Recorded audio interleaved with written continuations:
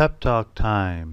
I can't tell you how many messages I get on a weekly basis saying how disappointed I am that I bought silver or I bought gold or that I invested in this or I invested in that. Now, obviously, I'm just a regular guy, okay? I'm a regular guy, an expat in Asia, and I am not a financial advisor. But you don't have to be to understand what it is precious metals is, what it's here for, and how you should approach precious metals for your savings, okay? Now, many people are angry at the fact that silver has dipped down to right around the $15 per ounce level from its high at 49. That happens. That's not the point, though. You're looking at the paper spot price of silver. And as long as you don't sell your precious metals at a lower price than what you bought it for, you haven't lost anything. You know, I get these irrational comments that, oh my God, I've lost so much money. I was such a moron. I got into precious metals and I bought at 35 and now it's down to 15, 14. You know, I'm such a moron. No, you're not a moron. You're a moron for thinking that way because you haven't sold your precious metals. And if you have, then you've got sand between your ears. As long as you don't sell lower than what you bought it for, you're not a moron. You're not out. Obviously, precious metals are not an investment. If you buy physical precious metals, it's not an investment unless you're buying numismatic coins, which I, however, do recommend as part of your silver and gold holdings. But you got to look at it as a hedge, and a hedge that you have in your possession, okay? The value of precious metals travels with it. It's a store of wealth. There is nothing out there on planet Earth that has the same attributes that gold, silver, and other precious metals have, especially gold and silver. Should you invest in precious metals? Well, first of all, you've got to have a brain between your ears. And these irrational comments of, oh my God, I bought, 1,000 ounces in bars and now the price has dipped to 14. I'm so angry. What am I going to do? You do nothing. You hold on to your wealth because those bars that you bought are probably the only real asset that you have. Every other asset you probably own is a depreciating asset, or it has counterparty risk, or you're paying taxes and fees on it, or it can be confiscated with ease, and on and on and on. I mean, we're not even getting into death tax here. What happens when you die? IRA, Uncle Sam, all these things that people don't consider. They just look at the paper spot price. Fine. If you want to do that, if you want to be a moron, be a moron. But like I said, I ask this question all the time. If there's a better investment, store of wealth, hedge against inflation or deflation, tell me. I'll get out of precious metals and I'll buy it.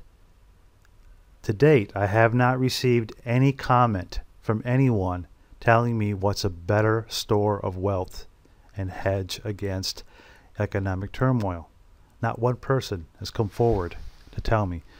And the reason is because there isn't a better alternative, despite what some people say. If you're trading in ETFs and you're looking at the paper spot price and you're angry because you got burnt, you've got sand between your ears.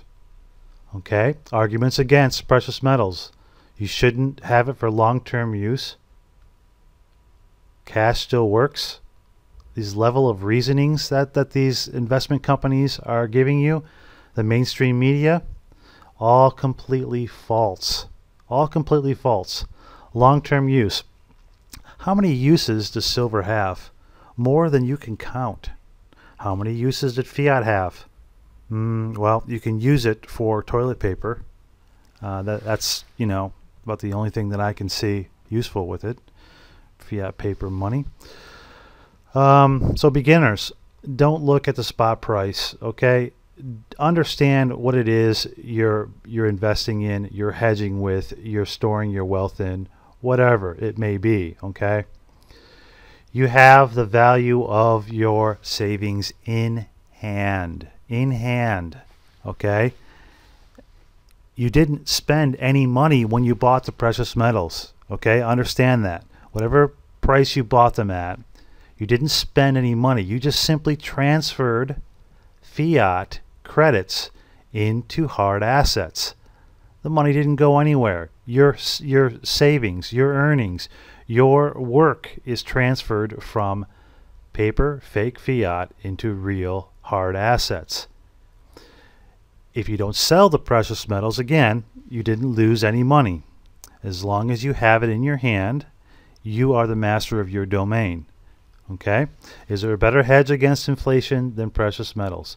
Please tell me. Do tell me.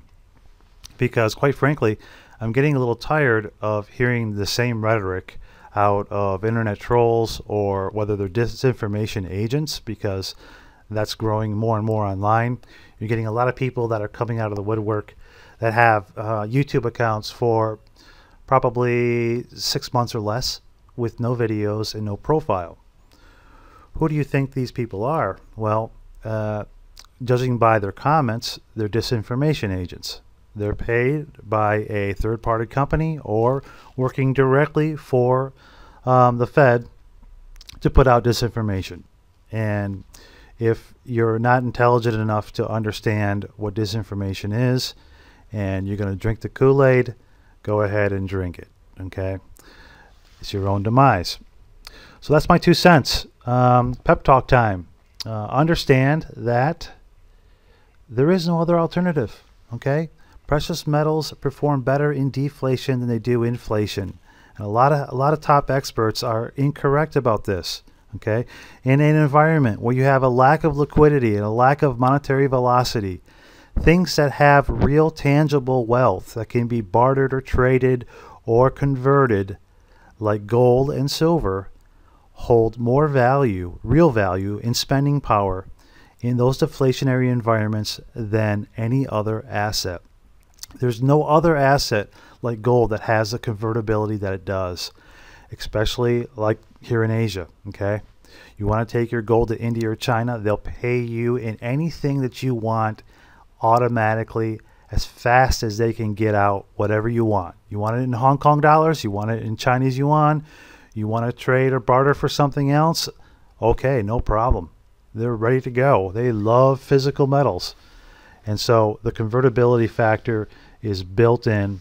It's never going to go away. It's always going to be there. You're always going to have those intangibles locked in to precious metals. So educate yourself. Feel confident in what you're doing. I know I'm preaching to the choir here, because so many of the top stackers on YouTube, you know, already know this. But there's a legion of batshit brained idiots out there that are panicking when there's no reason to panic.